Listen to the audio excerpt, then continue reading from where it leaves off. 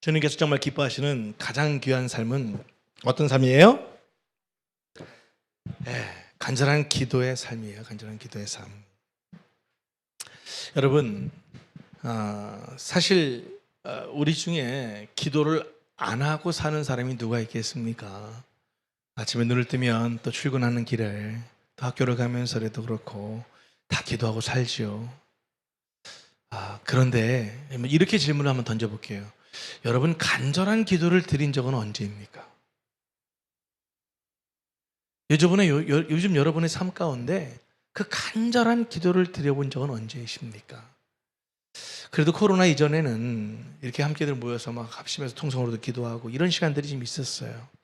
난 3년여 가량 이 코로나를 겪으면서 각 교회들마다 이제 기도의 소리가 줄어들기 시작했고요. 나름대로의 기도들은 하지만 왜 성경에서 이렇게 간절한 기도들을 많이 얘기하고 있을까? 그럼에도 불구하고 우리가 그런 시간들을 갖지 못했던 것들은 이유는 무엇일까? 이런 것들을 좀 살펴보면서 다시 한번 우리 안에 오늘 말씀을 통해서 간절한 기도의 생각이 품어지고 또 사모하게 되고 그로 인해서 다시 또 예배당에 나오고 또 예배당에 나와서 예배하고 기도하는 또 이런 시간들이 됐으면 좋겠어요. 할렐루야. 사실 내가 지금 힘겹지 않은 건 아니잖아요. 어려움이 없는 건 아니잖아요. 그런데 이게 집에서 간절하게 기도한다는 게 쉽지 않아요. 그래서 교회가 중요한 거예요. 모여서 함께 할 수 있기 때문에 그렇죠. 또 교회에 와서 부르짖으며 기도할 수 있으니까, 간절하게 기도할 수 있으니까. 어느 목사님이 그러시더라고요. 간절한 기도는 간이 저리도록 기도하는 기도가 간절한 기도래요. 근데 여러분, 일상생활 가운데 우리 성도 가운데도 한두 명입니까? 간이 저리게 기도해서 응답받은 사람들이? 저 뒤에 유아셀 이현희 집사님, 정말 그 생명을 위해서 간이 저리도록 하나님 응답하세요, 안 하세요? 응답하시잖아요. 그걸 딱 보고 믿습니다 하고 이성희 사모님 간절히 기도하니까 오지 전사님 그냥 딱 쌍둥이 주시잖아요. 할렐루야. 지난주부터 교회 분위기가, 냄새가 달라졌어. 흐름이 달라졌어. 벌써 이렇게 뭔가 분위기가 달라요. 할렐루야. 여러분, 정말 여러분들 다 간절한 기도로 여기까지 사실 다 오셨는데 어느 순간인가부터 그것이 잠깐 멈춰 있는 거야. 정체되어 있겠죠. 오늘 우리는 다시 이 말씀을 통해서 이 간절한 기도가 우리 삶 가운데 회복되는 역사가 있기를 주님의 이름으로 축복합니다. 여러분, 간절한 기도를 하기가 어려운 이유가 뭐냐? 바로 이유는 낙심 때문에 그래. 낙심. 내가 기도했는데 응답이 없으니까 낙심이 오는 거예요. 여러분, 그래서 사탄이 노리는 게 뭐예요? 자꾸만 낙심하게 만드는 거예요. 낙심하게 만드는 거예요. 그래서 그 낙심이 딱 마음속에 임하니까 어떻게 돼요? 그냥 포기하고 마는 거예요. 왜? 나는 한다고 하는데, 나는 내 따름대로 열심히 산다고 살았는데 왜 자꾸만 뭔가 일이 더 풀리는 게 아니라 꼬일까? 여러분, 돌아보세요. 분명히 그 삶에 간절한 기도가 없었을 거예요. 일이 꼬이는데, 뭔가 한다고 하는데 잘 안 풀리는데 자꾸만 어떻게 돼요? 답답해하고 힘겨워하는데 간절한 기도가 있었는지 한번 여러분 스스로 여러분 삶 가운데 점검해 보세요. 그렇지 않았을 거예요. 오늘 그래서 이 간절한 기도에 여러 그런 인물들의 내용들이 있는데, 저는 오늘 정말 오늘 이 과부 얘기, 우리 너무너무 잘 알고 있지 않습니까? 누가복음 18장에 나오는 이 불의한 재판관과 과부의 얘기를 우리는 너무너무 잘 알고 있습니다. 그래서 이 이야기를 통해서 정말 이 과부의 정말 그 강청하는 그 간구가 어떻게 응답이 되었는지 좀 함께 살펴보면서 좀 도전받는 시간을 갖고 싶습니다. 여러분, 예수님은 간절한 기도를 좋아하실까요? 싫어하실까요? 좋아하시죠. 예수님이 또 간절히 기도했었잖아요. 여러분, 예수님이 새벽 미명에 새벽에 산에 올라가서 기도하셨다고 할 때 그 기도는 매 순간순간 간절한 기도였어요. 이스라엘을 바라보면서, 그 백성들을 바라보면서 그 눈물을 흘리면서 그 간절한 기도가 있었던 것이죠. 여러분, 지금 어느 때보다도 사실 우리에게는 지금 간절한 기도가 필요한 시기인 줄 믿으시기 바랍니다. 정말 간절한 기도가 필요해요. 꼭 내 사업이 망하고 내 가정에 문제가 있고 내 아이들이 뭐가 아픔이 생기고 병이 걸리고 그래야만 주 앞에 나와서 간절히 기도해야 되는 게 아니에요. 지금 내 상황 속에서 정말 이 순간순간 하루하루 살아가는 게 정말 간절한 기도 없이 되어지지 않는다고 하는 것입니다. 오늘 그런 차원에서 볼 때 이 누가복음 18장에 나오는 정말 이 불의한 재판관과 과부의 이야기는 우리에게 도전을 줄 수 있는 것입니다. 여러분, 그리스도인의 실패는요 다른 게 아니에요. 기도의 실패예요. 기도의 실패. 반대로 그리스도인의 승리는 어떤 승리예요? 기도의 승리인 거예요. 그러니까 우리는 기도는 위기를 기회로 만들 수 있어요. 믿으시면 아멘. 실패를 승리로 변화시킬 수 있는 능력이 바로 기도라는 거예요. 그렇기 때문에 아직 내가 기도할 수 있다면 아직 낭망할 때는 아니라는 거예요. 포기할 때가 아니라는 거예요. 절망할 때가 아닌 것입니다. 기도할 수 있다면 아직 나에게 희망이 있는 거예요. 분명히 하나님께서 그 기도를 들어주실 것이기 때문인 줄 믿습니다. 내 기도를 들으시고 눈물을 닦아주실 거예요. 분명히 슬픔이 변해서 춤이 되게 하시고 베옷을 벗기시고 기쁨으로 띠를 띄우시는 그런 삶을 살아갈 수 있게 된다는 거예요. 어떻게 할 때? 간절한 기도를 하나님 앞에 올려드릴 때라는 거예요. 여러분, 성경에서 하나님께서 존귀하게 쓰임받은 인물들 중에 한결같이 간절한 기도를 드리지 않은 사람이 없어요. 정말 하나님께 그 믿음을 인정받고 칭찬받은 인물들은 모두 다 한결같이 간절한 기도를 드렸던 사람들입니다. 아브라함도 그랬고, 야곱, 모세, 한나, 엘리야, 엘리사, 히스기야, 느헤미야, 에스더, 가나안 여인, 예수님 모두가 다 기도의 용장들이었어요. 기도에 아주 능한 사람들이었어요. 간절한 기도를 드렸던 인물들이었다는 거예요. 자, 그렇다면 정말 구체적으로 간절한 기도는 어떻게 하는 것이 간절한 기도인가? 여러분, 첫 번째 그 간절한 기도는요, 구체적인 소원이 있는 기도가 간절한 기도예요. 여러분에게는 구체적인 어떤 소원이 있습니까? 지금 소원이 없을 수가 없을 거예요. 자영업 하시는 분들은 정말 좀 빨리 이 시기가 좀 지나서 빨리 좀 뭔가 좀 회복됐으면 좋겠고, 부모 자식 간에 좀 문제가 있으면 빨리 좀 이게 참 아이하고 또 부모하고 엄마 아빠하고 좀 관계가 좀 잘 회복됐으면 좋겠고, 여러 가지 그런 것들이 있습니다. 소원들이 있어야 합니다. 여러분, 오늘 예수님이 비유로 말씀하신 이 과부에게도 소원이 있었어요. 원수에게 맺힌 원한을 좀 푸는 것이었어요. 근데 중요한 것은 과부는 살인 청부업자를 이렇게 쓰지 않았다는 거예요. 또 주변에서 그 나에게 억울함을 준 사람은 막 모함하고 막 시기하고 막 소문내고 막 이런 거 하지 않았다는 거예요. 오늘 이 과부가 한 일은 뭐예요? 직접 원한을 풀려고 하지 않고 불의한 재판관이지만 그 재판장에게 나아갔다는 거예요. 여러분, 이게 바로 기도의 지혜입니다. 우리는 어떤 일들이 생기면 또 어떤 손이 있으면 어떻게 돼요? 자꾸만 사람을 찾아가요. 사람을 통해서 뭔가를 해보려고 하거든요. 근데 오늘 이 부모를 통해서 우리에게 주는 건 뭐냐? 너의 그런 정말 간절한 구체적인 소원이 있다면 어떻게 돼요? 하나님께 내 앞으로 나와야 된다는 거예요. 하나님 앞으로 나와야 된다는 거예요. 아무에게나 찾아가서 무엇을 구한다고 문제가 해결되는 게 아니에요. 우리의 문제를 능히 해결해 주실 그 하나님 앞에 나오는 것이 지혜인 줄 믿으시기 바랍니다. 할렐루야. 과부는 자신의 문제를 능히 해결해 줄 수 있는 그 재판관을 찾아간 거예요. 이미 알았어요. 불의하다는 것을. 그럼에도 불구하고 이 과부는 그 재판관을 찾아갔던 거예요. 여러분, 이 세상에는 정말 안타깝게도 자신이 무엇을 원하는지 잘 알지 못하는 사람들이 의외로 많아요. 그냥 살아가는 거예요. 그냥 돈 좀 있었으면 좋겠고, 그냥 내 아이가 그냥 속 안 썩이고 잘 좀 컸으면 좋겠고, 장사가 좀 잘 됐으면 좋겠고, 그냥 둘이 뭉실해요. 정말 여러분들 사업하시는 분들 그렇게 해보신 적 없어요? 매달 매출을 목표를 정해놓고 이 목표를 위해서 정말 저 앞에 기도하며 나아가고, 정말 하나님 제가 이렇게 해주시면 하나님께 내가 이렇게 드리겠습니다. 하나님 이런 삶을 살겠습니다. 다 해보고 다 하잖아요. 우리가 아이가 아파보세요. 하나님 이 아이만 고쳐주신다면, 이 아이 비를 낫게 해준다면, 하나님 아이만 주신다면 정말 이렇게 살겠습니다. 저렇게 살겠습니다. 우리가 얼마나 그렇게 기도할 때가 있어요. 정말 많았었잖아요. 그런데 어느 순간부터인가 이런 구체적인 소원들이 없어지기 시작하는 거예요. 오늘 주님은 문제를 갖고 찾아온 사람들을 만날 때마다 늘 질문하시죠. 네가 뭘 하기 원하냐? 이렇게 물으셔요. 지금 그들이 무엇을 원하는지 몰라서 질문하신 게 아니에요. 주님은 그들이 정말로 원하는지 알아낼 뿐만 아니라 정말 입술에 고백을 듣고 싶었던 거예요. 아니 사람이 그렇잖아요. 정말 죽겠으면 이거 어떻게든 간에 막 해결을 해보고 싶잖아요. 그렇지 않습니까? 정말 죽겠는데 그냥 놀러 다니고 TV 앞에 가 있고 이렇게 살기 쉽지 않잖아요.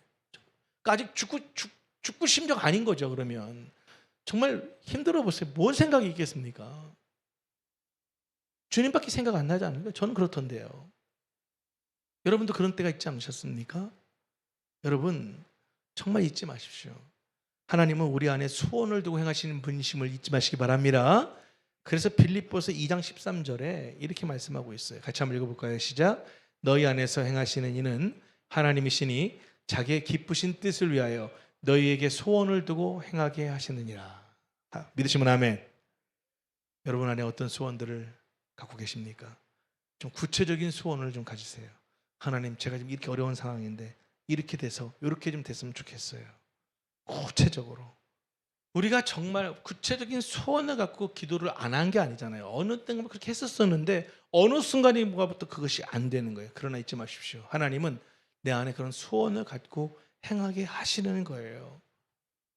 여러분 저도 소원이 있었어요. 어렸을 때 찬양 사역자가 되는 게 제 소원이었어요. 그러나 여러 번 말씀드렸잖아요.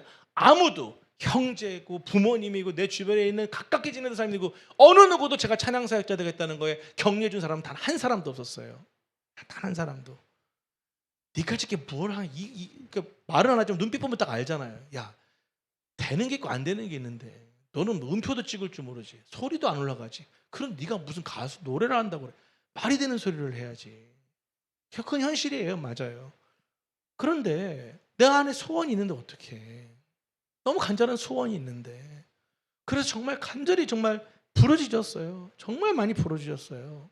예레미야 33장 3절 말씀. 너는 내게 부르짖으라. 내가 내게 응답하겠고 내가 알지 못하는 크고 비밀한 일을 내게 보이시라. 저는 이 말씀 받고 정말 주님께 많이 부르짖었어요. 그리고 거기서 끝난 게 아니잖아요. 정말 간절히 하나님 앞에 기도했더니 하나님께서 때가 되었을 때 또 이렇게 찬양사역의 길을 가게 하시고 또 저는 찬양사역자가 된 것만으로도 너무 감사한데 정말 생각지도 않아요. 뜻밖의 또 이렇게 또 일본 선교를 시작하게 되면서 여러분 저하고 일본 선교를 시작하면 떼려고 생각할 수는 없는 거예요. 묵상인 교회가 일본 선교를 떼서 생각할 수는 없어요. 왜? 묵상인 교회는 일본 선교하면서 세워진 교회예요. 혹시 성도님 가운데 그 일본의 민족 감정이 있으신 분들이 계시겠죠. 그러나 조금 좀 그런 걸 좀 이렇게 내려앉혀줬으면 좋겠어요. 저에게 사마리아 땅끝은 일본이에요. 일본 선교를 하지 않았다면 묵상인 교회는 태동을 할 수가 없었습니다. 그러니까 일본 선교를 하면서 제가 이렇게 좀 선교사님들이 나오는데 그렇잖아요. 지금 여러 번 말씀드렸잖아요. 요한 선교에 헌신한 선교사님들의 80~90%가 일본에 유학 갔다가 거기서 헌신해서 예수를 믿고 헌신하신 분들이에요. 다들 석박사들이에요. 한국에 들어오면 정말 떵떵거리게 살 수 있는 분들인데 그 예수의 복음을 위해서 헌신한 분들인데 문제는 뭐냐? 이분들이 한국에서 자기를 위해서 기도할 사람이 아무도 없잖아요. 왜? 한국에서도 예수를 안 믿었으니까. 일본 와서 예수 믿었는데. 그러니까 주변에 있는 선교사님들 보면 너무 부러운 거야. 다른 주변 선교사님들 보니까 파송교회도 있고 한국에 가면 찾아갈 교회가 있어. 나를 만나주는 신앙의 동지들이 있어. 근데 이분들의 80~90%는 없어.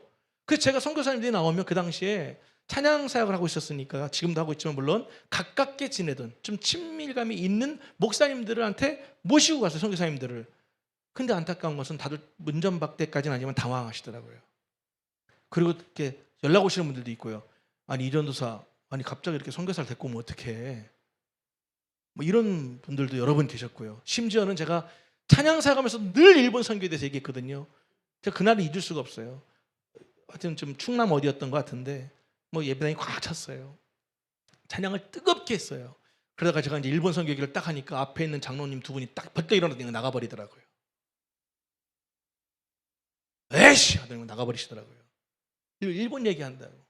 외놈이잖아, 외놈. 그런 설은 받았어요. 말씀드렸죠. 제가 일본 선교하는데 저를 가장 힘들게 했던 것은 몇몇 분들, 뭐 많은 분들도 아니에요. 한두 분의 선교사들도 있었어요, 물론. 하지만 일본을 사랑하는 마음이 훨씬 컸기 때문에 그게 문제가 되지 않았던 거예요. 그래서 제가 도저히 안 되겠다. 이러느니 차라리 내가 개척하고 말자. 개척해서 직접 한번 해봐야겠다. 그런 마음을 갖고 기도를 준비해서 그래서 교회를 개척하게 됐어요. 그리고 교회가 개척하는 그달부터 선교사들 후원을 시작했습니다.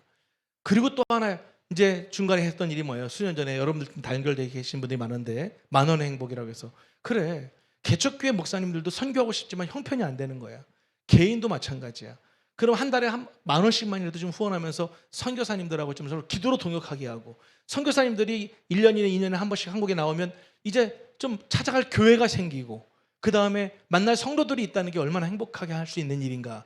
그래서 제가 한 3년간 또 거기에 또 좀 힘을 다했습니다. 물론 성도님들이 좀 여러 가지 좀 그런 어려운 마음들이 있었겠지만 그래도 이해해 주셔서 3년 동안 정말 열심히 다녔습니다. 제가 찬양사역을 다녔던 모든 지역을 다 다녔어요. 그래서 부산부터 시작해서 강원도 간선까지 다녔으니까요. 심지어는 저 섬해까지도 갔으니까요.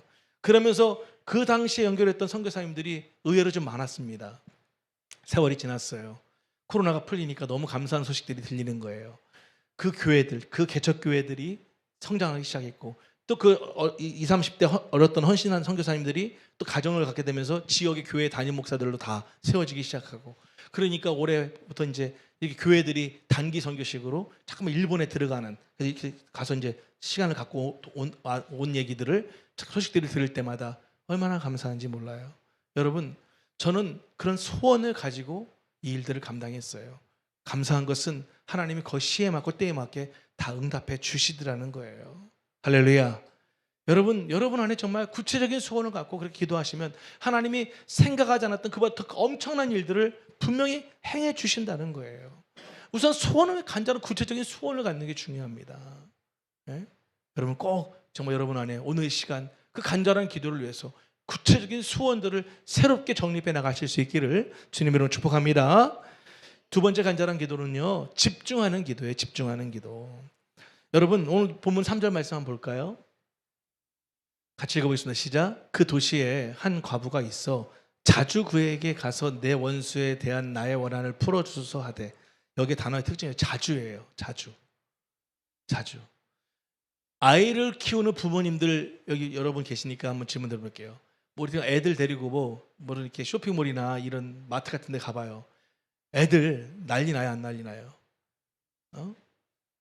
저 하민이도 기억이 나는데 그 뿡뿡이 그 아기 때 그 뿡뿡이가 있어요. 아주 그냥 마트에서 뿡뿡이를 보면 경기를 일으켜요. 애가 뿡뿡이 사줬어요. 그럼에도 또 뿡뿡이에요. 안 된다고 부모님 보여줘. 그럼 막 넣고 막 난리도 아니에요. 예, 아니에요. 난리. 조언이 어릴 때 번개맨 그냥 뭐 땀 삐질삐질 흘리면서 뭘 오리고 있으면 자기가 다 오려갖고 막 다 아유 사진 보여줘야 되는데 자기 혼자 막 번개맨이 된 거예요. 막 다 그랬잖아요. 근데 애들이 어떻게 돼요? 아빠 나 이거 갖고 싶어요. 그래 사주는 부모가 어디 있어요? 다음에. 근데 애들은 어떻게 해요? 자주 포기하지 않고 사줄 때까지 얻어맞더라도 어쨌든 끝까지 그렇게 해요. 그러니까 부모가 어떻게 돼요? 결국 못 이겨서 어떻게 돼요? 사주잖아요. 그게 바로 강청하는 거예요. 막, 아빠 나 이거 사줘. 네? 아빠 이거 사줘. 막 얼마나 그러는지 몰라요. 그렇게 결국 사주는 거예요. 그 자주예요. 자주. 네? 그러니까 어떻게 됐어요? 오늘 7절 보니까 하물며 하나님께서 그 밤낮 부르짖는 택하신 자들의 원한을 풀어주지 아니하시겠느냐. 저희에게 오래 참으시겠느냐 이라는 거예요. 네? 여러분 여기서 강조되는 말이 뭐예요? 밤낮 부르짖는 택하신 자들의 원한이에요. 여러분 밤낮이고 여러분들이 부르짖어서 응답받은 경험들이 다 있으시잖아요. 그것을 생각해 보세요. 그러면 지금은 예전에는 내가 그렇게 기도했으니까 응답받고 지금은 내가 그렇게 살지 못하니까 응답 안 하실 것 같아요? 그렇지 않아요. 지금도 간절히 기도하면 하나님이 분명히 응답해 주신다는 사실이에요. 할렐루야. 이걸 꼭 기억해 하셔야 됩니다. 여러분 그래서 우리가 집중하는 기도를 드리기 위해서는요 선택하고 결단해야 돼요. 여러분 인생의 승리, 그 승리의 비결은 이 두 단어 속에 담겨 있어요. 선택과 집중이에요. 선택 초이스잖아요. 여러 번 말씀드렸잖아요. 사람이 어떻게 해서요? B로 시작해서 D로 끝난다. birth 태어나고 death 죽고 가운데 뭐예요? C 초이스 선택. 내가 어떻게 선택하느냐, 그리고 그걸 어떤 얼마큼 집중하느냐에 따라서 삶이 완전히 달라지는 거예요. 그런데 이 선택하다라는 라틴어 유래를 보니까 이게 잘라내다라는 뜻이 있더라고요. 그러니까 무슨 얘기입니까? 하나를 딱 선택하고 나머지는 뭐예요? 가감없이 잘라내버리는 거예요. 가지치기를 해야 된다는 거예요. 많은 것을 얻으려고 하는 것이 아니라 한 가지라도 확실하게 얻으려 하는 거예요.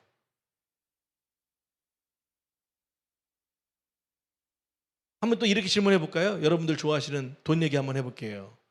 이덕규 목사님 돈 얼마 필요해요? 많이. 이용희 목사님은 얼마 필요해요? 예, 이렇게 얘기하면 안 돼요. 많이면 주님도 그래. 주님 입장에서는 100만 원도 많아. 10만 원도 많아. 그럼 얼마 주려고 고민하시는 거예요. 그럼 많이 달라고 하지 말고 정확하게 액수를 정확하게 정해놔서 구체적으로 기도를 해보시라는 거예요. 예? 그리고 기도만 하면 안 되죠. 기도하는 가운데 하나님이 정말 간절히 기도하는 가운데 어떻게 역사하시는가, 예? 여러분 보셔야 됩니다. 저는 하나님 물질도 분명히 역사하시는 줄 믿습니다. 아멘. 교회가 재정적으로 어려움이 있어요. 저희 교회도 지금 이제 매달 마이너스 나고 있어요. 마이너스 나는 교회 담임 목사 얼굴 표정은 아니잖아요. 예. 개척할 때부터 지금까지예요. 저는 확신해요. 그걸 염려하지 않아요. 왜냐? 그렇게 지금까지 이끌어 왔으니까, 인도하셨으니까. 애타시는 건 딱 한 분이시겠죠, 장로님. 재정을 맡고 계시니까 이게 아무래도 이제 여러 가지를 보실 때. 그러나 여러분 그거 아십니까? 제가 장로님한테 정말 감사드리고 싶은 게 있어요. 언젠가도 말씀드렸는데 저희가 만년동에서 30평에서 개척을 했어요. 보증금 500에 월 30이었어요. 개척한다고 했더니 우리 큰형님이 그 당시에 헌금을 500만 원을 해주시겠다고 하는 거예요. 이놈은 이게 문제예요. 형, 그렇게 개척은 누군가의 도움을 하면 안 돼. 빌려줘, 갚을 테니까. 이래가지고 또 그냥 그렇게 해서 그냥 또 500만 원, 제 기억엔 그래요. 그래서 이렇게 해서 이제 갚아드리는 것 같고, 그 다음에 이제 거기서 한 6개월, 7개월 있다가 이제 월평동에 망한 술집을 인수했는데 120평이에요. 월세가 4배가 비싸요. 그 당시 120이었던 것 같아요. 당연히 이제 그 당시에는 좀 어려움, 야, 지금 인원도 몇 명 안 되는데 이게 가능하겠냐. 반대가 좀 있었지만 딱, 일단 밀어붙였죠. 그런 이제 옮겨갔습니다. 첫 달 딱 이전하고 첫 달 헌금 들어온 액수가 제 기억에는 한 270만 원 나왔던 것 같아요. 그래서 그 당시에 장로님이 저를, 제가 전도사 때니까 이전사한테 봐, 이게 헌금 이렇다. 우리가 얼마나 버티겠냐. 그러니까 조금만 더 입자니까. 이러다가 이전사 그때 당시 사례 30만 원 받았던 것 같은데 이것도 못 줄 형편이야. 원래. 그때는 저도 할 말이 없으니까 기도합시다 이렇게 하고 이제 넘어갔어요. 근데 그 다음 달 기적이 일어났어. 한 성도님이 그 다음 달에 270만 원을 헌금했어요. 11조를. 270만 원. 전 달에 270만 원 전체 헌금이 들어왔는데 그 다음 달에 한 성도가 270만 원 한 거예요. 그때는 왜 이렇게 간이 배 밖으로 나왔나 몰라. 성도가 헌금 많이 하면 할렐루야 축복해 줘야 되는데 불러. 너 이거 어떻게 된 거예요? 또 이제 추궁을 하는 거지. 그 당시에는 또.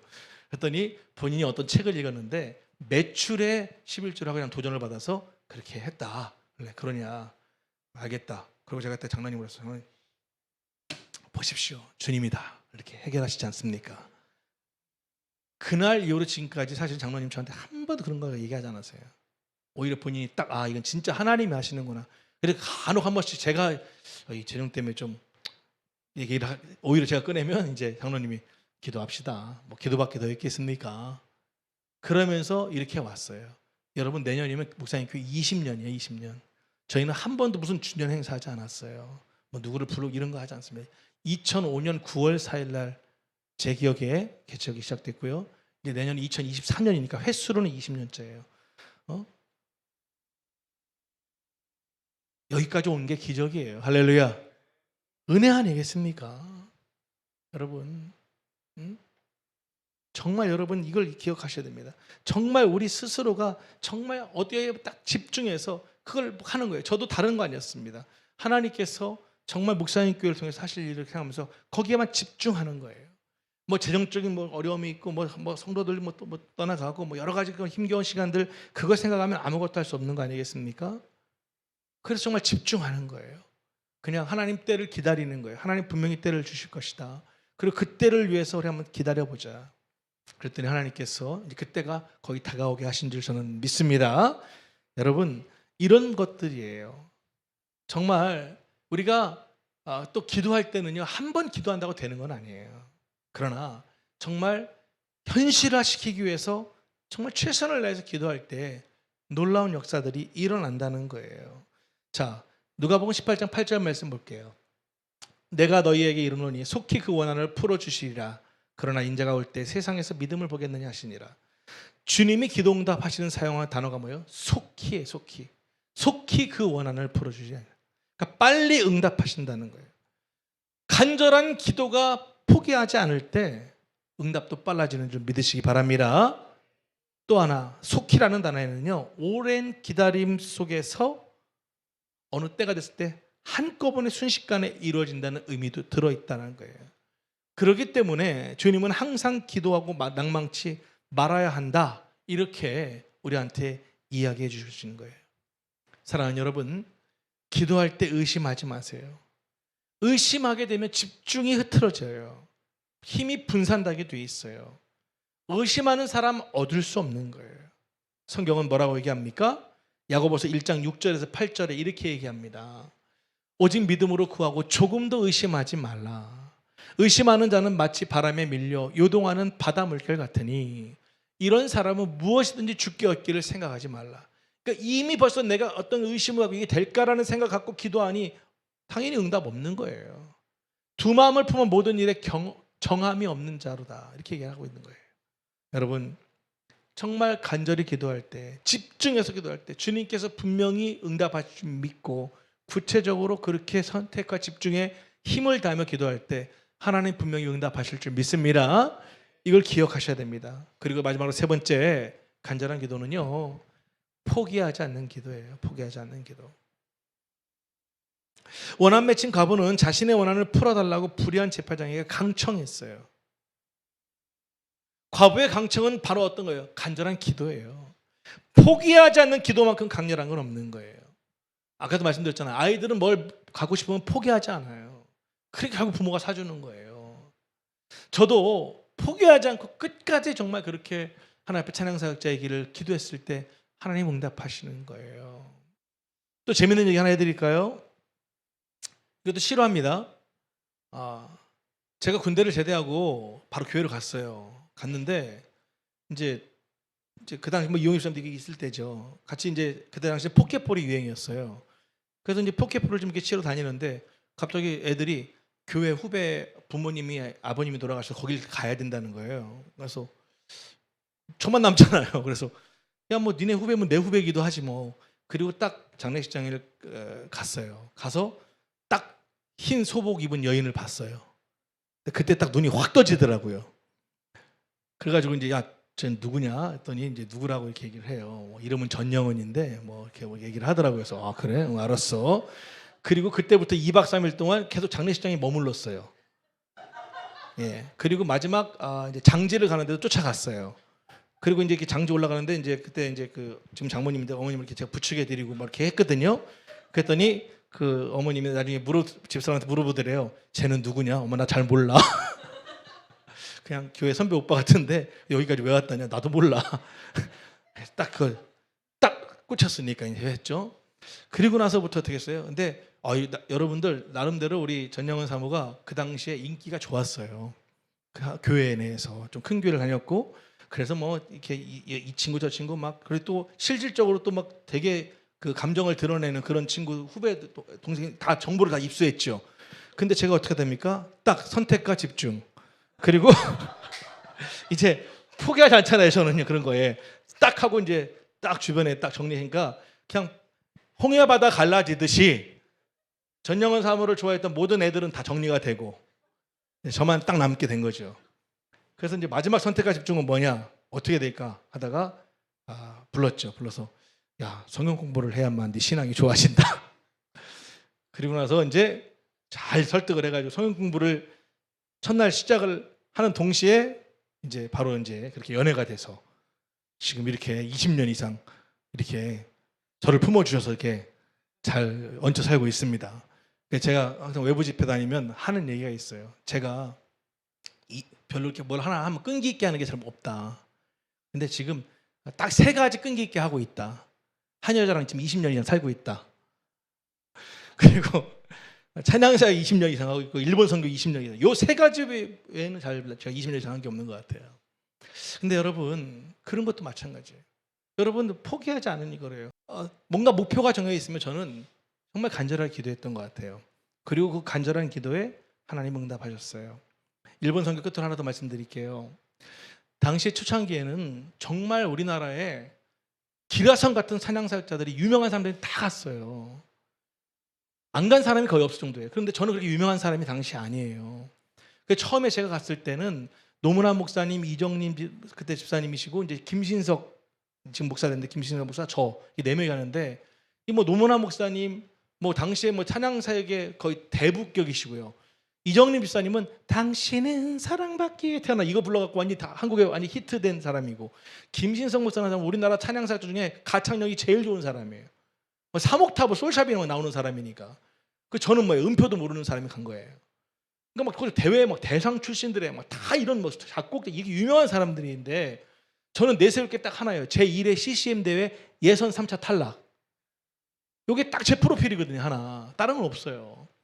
얼마나 기가 죽겠어요. 이 기라성 같으니까 가가지고 막 이정희 집사님 당시 그러더라고요. 봉구야, 너 이거 화음 좀 너 지금 네가 부른 화음 있지? 그거 좀 악보 좀 그려갖고 네가 좀 가져와. 난 할 줄 모르는데요. 되게 막 몰라? 나 음표 몰라 누나. 모르니까 모른다고 하는 거죠. 여러분 음악을 공부하고 음표를 잘 할 줄 그릴 줄 알아서 곡을 쓰는 사람이 더 대단한 거예요. 음표를 볼 줄도 모르는데 곡을 써가지고 음반을 내고 아직도 이렇게 살고 이게 더 대단한 거예요. 여러분 후자가 훨씬 더 대단한 거예요. 아멘이 안 나오네. 이게 훨씬 더 대단한 거예요. 근데 다른 건 몰라요. 그러나 저는 간절한 기도했어요. 왜? 당시에 딱 첫 해 2000년 11월 말에 갔는데 곧 잘릴 것 같은 거야. 야, 일본 선교 너무 좋은데 기라성 같은 사람들하고 나는 비교가 안 되니까 깨면 안 되는 거예요. 그래서 그 이후로도 얼마나 기라성 같은 사람들이 한국에서 더 일본에서 유명해지면서 얼마나 많은 찬양사역자들이 간지 몰라요. 그렇게 지금 23년 4년이 지났어요. 감사한 일은 뭔지 아세요? 계속 가고 있는 사람은 저밖에 없어요. 네, 계속 지금까지 포기하지 않고 일본 선교를 감당하고 있습니다. 그리고 그 많은 선교사님들이 왜 그 짧은 일정 가운데 한국에 나오면 왜 꼭 대전을 오시는지 모르겠어요. 솔직히 요즘 같은 시기에는 부담돼요. 왜? 식사는 대접을 해드려야 되잖아. 예? 간혹 또 좀 나이 어린 선교사님들도 교통비를 좀 드려야 되잖아. 이게 주출이라는 게 저도 부담은 커요. 부담이 없는 건 아니에요. 그래서 하나님 지혜를 주시더라고요. 선교사님들 오시면 항상 박성호 씨하고 같이 만나요. 그 박성호 씨사님이 알아서 용돈도 교통비 챙겨주고 밥도 사주시고 하더라고요. 한 번도 그걸 거절하지 않으셨어요. 너무 감사한 일이죠. 여러분 그 선교사님들이 그 어려운 나이에 다들 지금 어려운 상황들이잖아요. 그럼에도 불구하고 포기하지 않고 각자 자기들의 위치에서 그래도 한국 들어오면 올 교회가 있다. 지난주 인사하셨던 홍선영 선교사님도 그 얘기잖아요. 집에 부모님이 대전에 계시기도 하지만 그냥 자기 교회는 목사님 교회 그래서 자기는 일본 선교 마치고 한국에 오면 대전에서 살 거고 목사님 교회를 섬길 거래요. 할렐루야. 오늘 저녁 때 이 방송을 보실 우리 니시노미야 우리 곽봉현 선교사님 그분은 주일날이면 예배를 몇 번 드리나 몰라요. 본인들 예배 다 드리고 오후에 이제 혼자서 우리 유튜브 보고 혼자 예배 다 드려요. 그리고 이분이 무서워요. 왜? 다 저한테 모니터링해서 보내요. 여러분 선교사님들의 그런 간절한 기도가 있고 또 우리 묵상의 성도들의 앞으로 간절한 기도가 있으면 하나님 놀랍게 역사하실 줄 믿습니다. 그리고 꿀팁 하나 드릴게요. 일본 선교에서 다 대박들이 됐었어요. 여러분 아시죠? 아이빅 밴드를 데리고 처음에 수년 전에 일본에 갔습니다. 지금은 하나님이 아이빅에서 우리 송경민 목사 지금은 전 세계적으로 탑입니다. 탑. 그 목사님이 쓴 곡들 때문에 지선 사역자 그들이 입으로 맨날 고백하는 거예요. 일본 선교에서 하나님이 이렇게 축복해 주신 것 같다. 그리고 제가 오늘 생각해 봤어요. 이제 올 축복은 나한테구나. 할렐루야. 이제 그들에게 일본 선교를 섬긴 내가 다 물론 하나님 하신 일이지만 제가 데리고 와서 다 했는데 그들 다 축복받았고 지금 얼굴 보기도 힘들어요. 그러니 이제는 뭐야? 이제 나의 차례가 되겠구나. 믿습니다. 함께 정말 이제 간절한 기도로 나아갈 시점이 됐다는 거예요. 그래서 여러분 이제 10월부터는 다시 기도회가 다시 부활됩니다. 그동안은 그냥 문자만 드리고 성도님들이 그냥 각자 집에서 했는데 10월부터는 이제 시간을 바꿀 겁니다. 이제 밤 9시 적어도 일주일에 한 번 와서 간절하게 기도하는 시간을 좀 갖자는 거예요. 할렐루야. 그럼 하나님 응답하시나 안 하시나. 그리고 목장별로 좀 이렇게 주수를 나눠서 식사 당번들도 있으니까 목장별로 좀 이렇게 이번 주는 어느 목장이 메인입니다. 이렇게 공지를 해드릴 거예요. 가급적이면 목장원들은 오시고 다른 분들도 오셔서 정말 일주일에 한 번씩이라도 우리가 정말 주 앞에 간절히 기도할 때 내 문제를 해결해 주시는지 안 해주시는지는 여러분들이 경험해 봐야 아는 거잖아요. 할렐루야. 그렇게 경험하는 우리 모두가 되길 간절히 소망합니다. 잊지 맙시다. 간절한 기도는 뭐예요? 소원이 있어야 돼요. 소원. 딱 내가 구체적인 소망이 딱 소원을 갖고 계셔야 됩니다. 그리고 어떻게 돼요? 두 번째 정말 그 마음을 가지고 주 앞에 나가야 되는 거예요. 나아갈 때 주님께서 분명히 역사하실 거예요. 집중해야 돼요. 선택과 집중하시고 세 번째 포기하지 않을 때 우리들의 간절한 기도가 열매 맺게 될 줄 믿습니다.